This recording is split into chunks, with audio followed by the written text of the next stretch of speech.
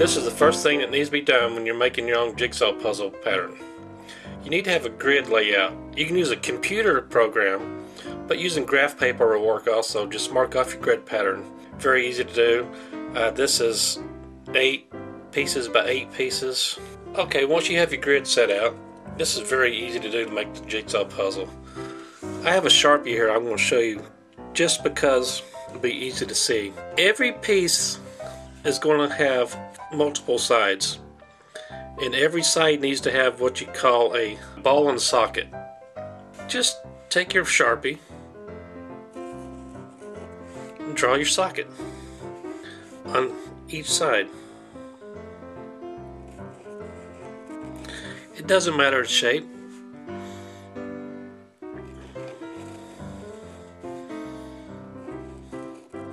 And it's better if each one is different.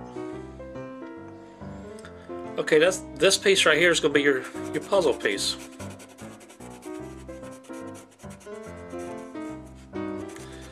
Shade it in a little bit so you can see a little bit easier.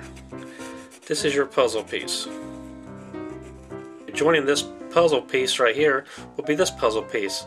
So I prefer, my own personal preference, to have 2 outer and 2 inner on each square puzzle piece. So since this one is going on the interior of this puzzle piece, we're going to make this one going on the interior of this puzzle piece. And right here is going to go towards the center of this puzzle. So now this is your puzzle piece on this. Okay, that would be your puzzle piece. I prefer to have 2 interior cuts and 2 exterior cuts. The reason I like that is because all the pieces are going to be basically the same, which will make the puzzle harder to put together. If for any chance you think you might mess up on your cut line, grab yourself a whiteout pen. Just cover up this line. Good to go. I love these whiteout pens, available in most stores, so very helpful. Okay, if you would like to add some figurals, which is shapes of certain items such as a tree,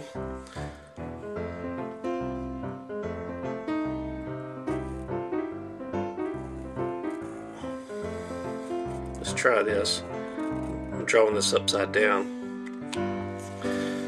That is going to be your figural, and your puzzle pieces, of course. Right here you would want to put this type socket in this one.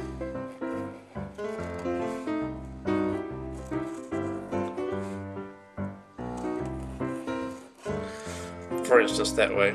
Then we could go and get the whiteout pen again and